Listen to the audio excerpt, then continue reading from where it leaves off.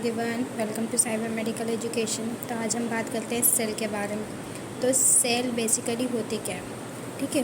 तो हम सेल की डेफिनेशन देख लेते हैं, उसका इंट्रोडक्शन जनरली तो दिया है। All the living things are composed of cell. A single cell is the smallest unit that has all the characteristic of life. Cell is defined as the structural and functional unit of the living body. मतलब क्या होता है, cell जो होती है living organism के लिए essential होती है, ठीक है। सभी जितने भी लिविंग ऑर्गेनिज्म होते हैं वो सेल से मिलकर बने होते हैं, ठीक है। जो सेल होती है वो हमारी बॉडी की स्मॉलेस्ट यूनिट होती है। जो सेल होती है वो हमारी बॉडी के structural and functional activity perform करने के लिए रिस्पॉन्सिबल होती है, ठीक है। अब सेल दिखाई कैसी देती है हम इसको देख लेते हैं।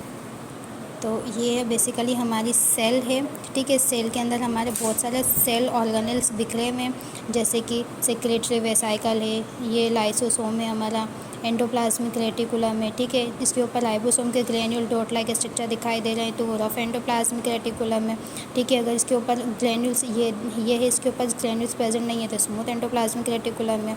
फिर उसके बाद आगे चल के देखें तो इसमें डॉट लाइक स्ट्रक्चर बिखरे हुए दिखाई दे रहे हैं, ठीक है। ये हमारे राइबोसोम्स हैं। देन ये हमारा माइटोकॉन्ड्रिया दिखाई दे रहा है, ठीक है। माइक्रोफिलामेंट्स होते हैं, इसमें हमारे साइटोस्केलेटन प्रेजेंट होता है, साइटोप्लाज्म प्रेजेंट होता है। उसके बाद इसमें सेंट्रियोल प्रेजेंट होते हैं, ठीक है। देन ये न्यूक्लियस प्रेजेंट है हमारा, न्यूक्लियस के अंदर क्रोमेटिन न्यूक्लियोलस प्रेजेंट होता है, क्रोमेटिन मटेरियल, ठीक है। उसके बाद ये हमारी गोल्गी बॉडीज़ होती हैं। तो ये हमारी सेल, ठीक है। सेल के अंदर इतने सारे सेल ऑर्गेनेल्स बिखरे हुए होते हैं, ठीक है।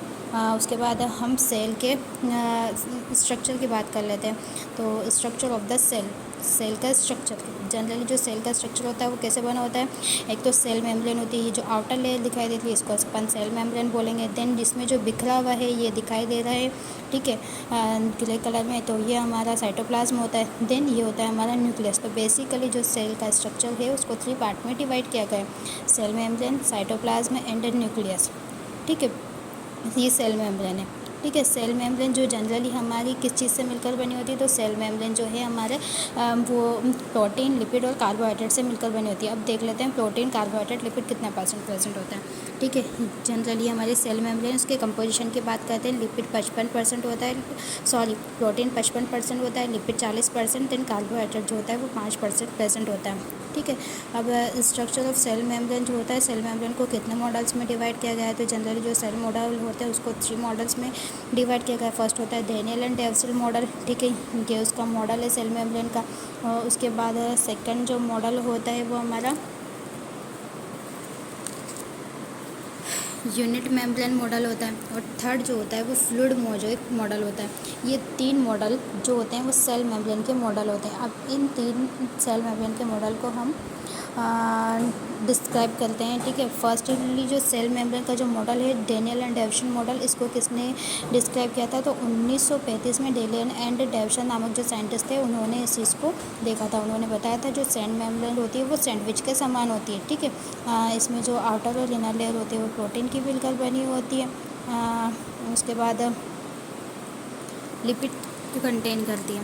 उसके बाद यूनिट मेम्ब्रेन जो मॉडल होता है, यूनिट मेम्ब्रेन मॉडल को किसने दिया था, यूनिट मेम्ब्रेन मॉडल को 1957 में J.D. रॉबर्टसन ने दिया था, ठीक है। फ्लूइड मोज़ेक मॉडल जो होता है उसको 1972 में निकोलसन साइंटिस्ट थे, उन्होंने सिंगर एंड निकोलसन ने प्रोड्यूस किया था, ठीक है।